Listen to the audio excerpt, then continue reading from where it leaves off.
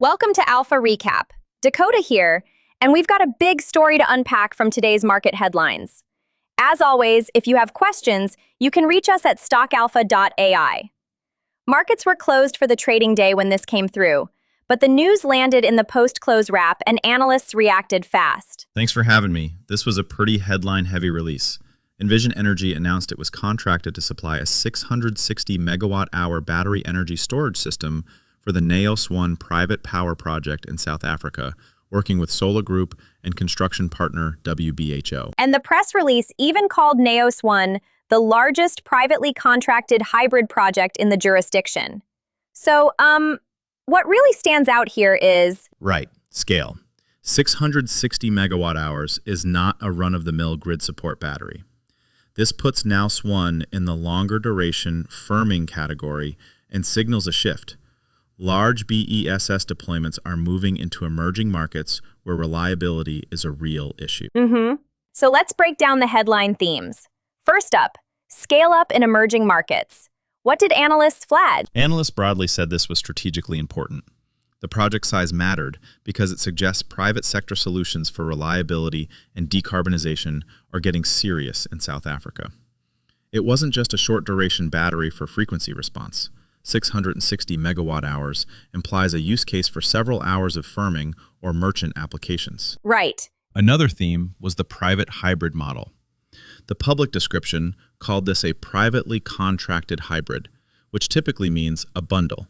Renewable generation like solar, storage to firm that output, and a private off-taker or merchant structure instead of a straight utility procurement. Yeah, that tracks. And the local execution piece mattered too.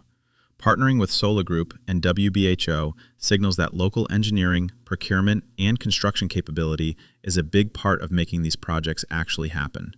Permitting, community relations, local jobs, all of that. Honestly, I was a bit surprised by the size of this award.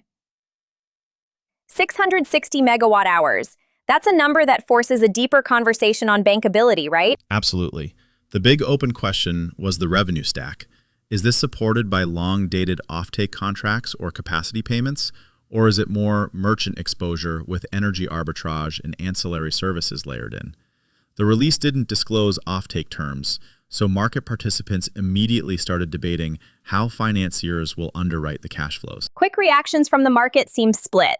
What were the areas of agreement and the main debates? We're most agreed. This is a milestone for private decarbonization and reliability work in South Africa, and the technical baseline is likely lithium-ion, either LFP or NMC, because those are the dominant chemistries for large systems today. Where debate remained active, how much merchant risk lenders will accept, and whether the system is sized for a few hours of firming or for shorter, high-power ancillary services.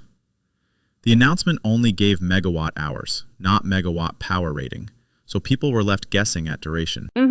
Let's make this concrete for listeners who don't live and breathe megawatt hours. Walk us through the duration scenarios and why they matter. Sure, and this is where the math matters for the economics. If the system were sized at 200 megawatts of power, 660 megawatt hours gives you about 3 hours and 20 minutes of discharge, a classic solar firming duration. If it were 100 megawatts, you'd have roughly 6 hours and 40 minutes. That moves into medium duration territory for evening peaks. If someone designed it for 1,000 megawatts of discharge power for very fast services, you'd only get around 40 minutes. Short, but powerful response. Those choices change where revenue comes from. Short duration equals frequency and ancillary services. Medium duration equals evening firming and arbitrage. Long duration is a different animal. Exactly. Short duration, half an hour to a couple of hours, is optimized for ancillary markets, frequency response, and fast reserves, where you get lots of small, frequent payments. Medium duration, 2 to 8 hours, is where you firm solar, shift energy into evening peaks, and can participate in bilateral contracts. Longer than 8 hours gets into seasonal shifting and different chemistries, and it's capital intensive. Given South Africa's well-known reliability challenges, this felt like it might be aimed at evening peak and reducing load shedding risk for customers. Analysts were leaning that way. A 3 to 6 hour orientation would make a lot of sense there. It gives private buyers and industrials a way to bridge the solar ramp down and protect against outages. Okay, drill into the technical and commercial side. Chemistry choices, efficiencies, that sort of thing. Most market commentators expected lithium-ion cells. LFP tends to be favored for cycle life and safety. NMC is used when you need higher energy density. Round-trip efficiency for lithium systems typically sits around 85 to 92%, depending on the setup. Then on the commercial side, the economics usually depend on revenue stacking, energy arbitrage, ancillary services, capacity payments, grid services like congestion relief, and structured bilateral contracts with corporates or utilities. The more revenue streams you can reliably stack, the easier it is to build a bankable project. And if the offtake is private, credit quality becomes a central underwriting point, right? Exactly.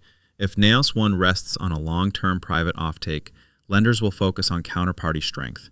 If there's meaningful merchant exposure, banks and insurers will want to see stress tests and conservative price forecasts.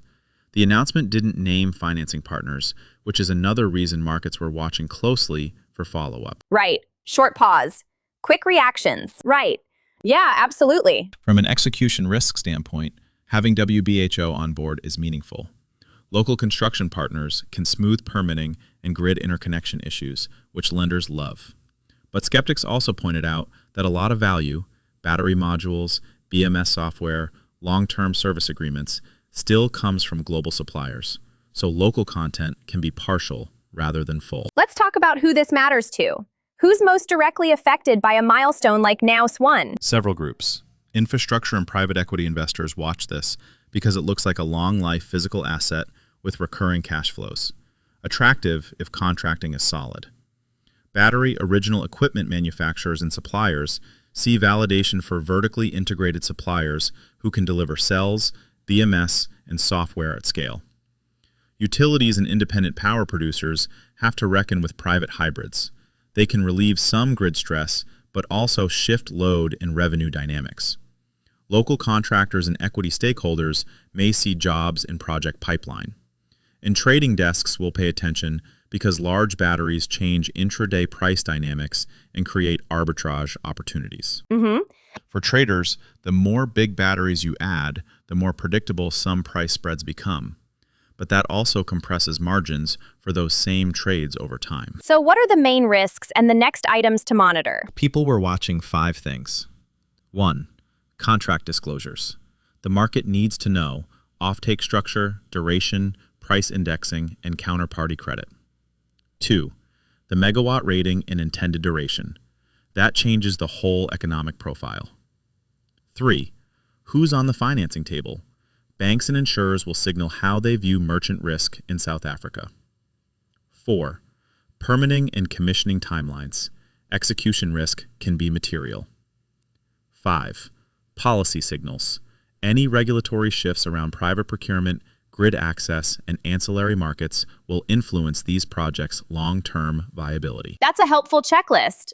To wrap, give our listeners 3 clear takeaways from the Naos 1 announcement. First, 660 megawatt hours is a signal that large-scale BESS is moving into emerging markets, and that private hybrids are becoming a mainstream contract structure. Second, contract structure and megawatt versus megawatt hour specs matter. We need power ratings and offtake clarity to judge bankability. Third, local partnerships like the one with WBHO matter for execution, but supply chain and long-term service links to global suppliers will still shape economics. Perfect. Quick reminder, this is informational content only. Analysts note that missing details on MW sizing, duration, and contracting will determine whether Naos 1 becomes a template or a one-off. Right. And for listeners, watch for follow-up disclosures on offtake terms, financing partners, and the power rating.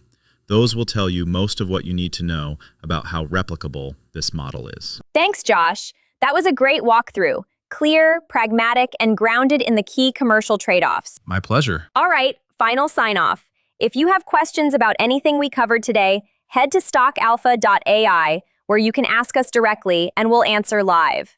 For more market analysis and insights, visit stockalpha.ai. Thanks for listening to Alpha Recap. See you next time.